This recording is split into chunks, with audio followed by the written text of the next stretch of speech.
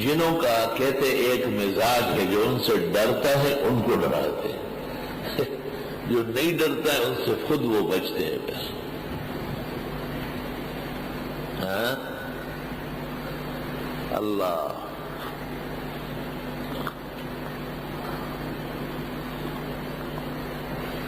جن ایسی مخلوق ہے جن کی 3 قسمیں ہیں۔ کچھ تو چھوٹے چھوٹے کیڑے مکوڑے، چوہے، چھپکلیاں، بلی، کتا اس قسم کے ہیں، اور کچھ انسانوں کے رنگ ڈنگ کے ہیں، ان میں اکثر اچھے لوگ ہیں، اور کچھ بہت زیادہ قداور ہیں۔ علامہ قرطبی نے تفسیر میں لکھا ہے کہ ان کے 3 اصناف ہوتے ہیں، خطرناک اور زہریلے وہ چھوٹے چھوٹے ہیں،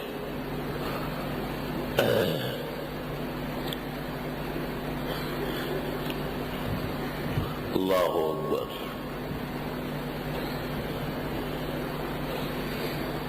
اور چونکہ شیطان کو مہلت دی گئی ہے بہکانے کی، اور یہ شیطانی نسل ہے، کان من الجن، شیطان خود جنات کا ایک افسر ہے، ففسق عن امر ربی۔ تو جو شیطان کی خصلتیں ہیں اور توانائی ہے، شعبدہ بازی ہے، تقریباً وہ سب ان میں بھی موجود ہے۔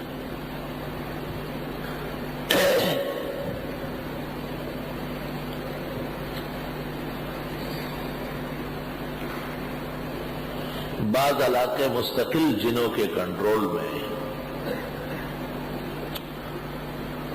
اور ان کے تکڑے قسم کے عامل کی ضرورت ہوتی ہے۔ عامل وہ بہادر ہوتا ہے جو شب بیدار ہو۔ عجیب بات ہے کہ جنات خود تو ایسے ہیں لیکن ڈرتے تقوادار آدمی سے بہت زیادہ۔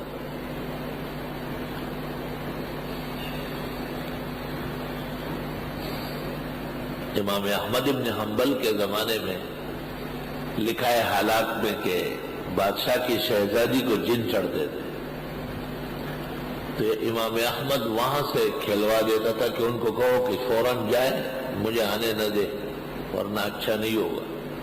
3 مہینے کے لیے غائب ہو جائے۔ امام احمد بڑے پرہیزگار آدمی تھے۔ ان کے انتقال کے بعد جو شیخ ان کی جگہ آ کے بیٹھ گئے وہ اس جیسے تقوی اور ورع کے آدمی نہیں تھے۔ بادشاہ کی شہزادی کو جن آ گئے، تو بادشاہ نے اس کو کہا کہ آپ سے پہلے امام احمد یہاں بیٹھتے تھے اور ان کے کہنے سے جنات جاتے تھے۔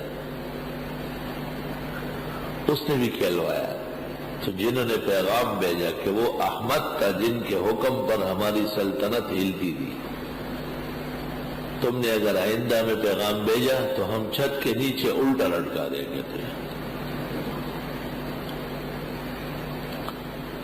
تقوی بڑی دولت ہے، بے انتہا بڑی دولت، اللہ خود اس کا خیال رکھتا ہے۔ ثم ننجی الذین اتقوا، نجات ان کو دیں گے جو تقوی دار ہو۔ اللہ،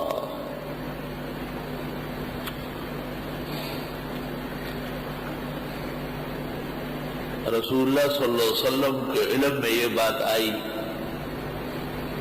کہ مشرکین کا ایک بت ہے عزا، اور وہ باقاعدہ باتیں کرتا ہے، ہاں و نہ ہوتا ہے وہاں۔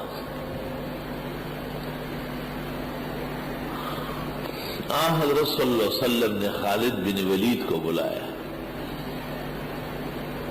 اور خالد کو کہا کہ عزا کو قتل کرنے کے لیے آپ کو بھیج رہا، چائے گرم ڈالو۔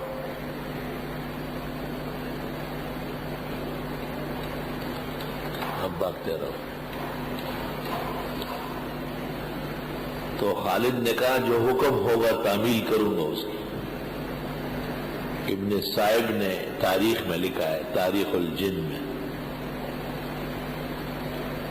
حضرت نے ان کو سمجھایا باقاعدہ کہ وہ پورا زور لگائے گا کہ آپ ڈرنا نہیں، میں خدا کا پیغمبر ہوں اور میرے حکم پر آپ جا رہے ہیں، تمام طاقتوں کا سرچشمہ صرف خدا ہے۔ مقصد آپ کا یہ تھا کہ اگر خالد ڈر رہا ہے تو اس کو نہیں بھیجو۔ خالد نے کہا حکم دے بس۔ خالد بن ولید جب وہاں گئے، مشرکین سب جمع ہو گئے اور ان کے بڑے جو گرو تھا اس نے عزا کو کہا کہ اے عزا اپنی عزت بچاؤ اور مار ڈالو اس کو۔ خالد بن ولید جب اس کے سامنے آئے تو عزا سے باقاعدہ آواز آئی کہ چند لمحوں میں مٹی ہو جاؤ۔ خالد تو بڑا مضبوط سبق پڑا ہوا تھا۔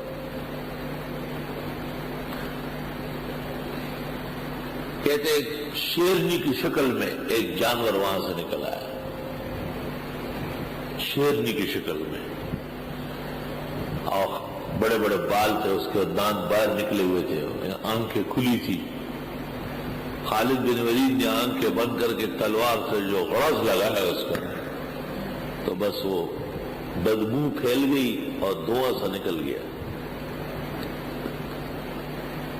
اور آپ نے آگے بڑھ کر بت کو تس نس کیا، توڑ پھاڑ کے پھینک دیا اس کو۔ آپ کی خدمت میں جب اطلاع آئی آپ بہت خوش ہوئے، آپ نے کہا خالد یہ جزیرے کا آخری شیطان تھا، اب قیامت تک جزیرے میں کوئی شیطان ٹھہرے گا نہیں، جزیرۃ العرب کہ یہ جزیرے کے آخری شیطان، وکانت شیطانۃ، بلازیری لکھتے ہیں۔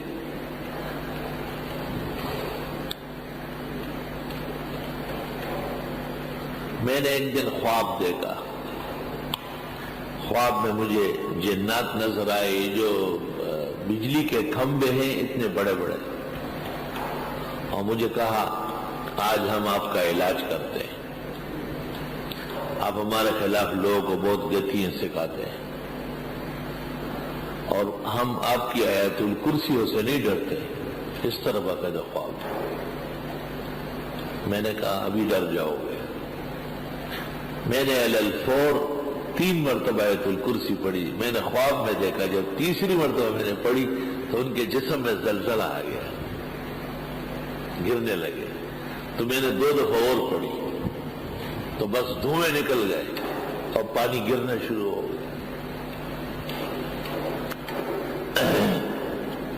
اعتقاد جب کمزور ہو تو ان میں خوف بڑھتا ہے۔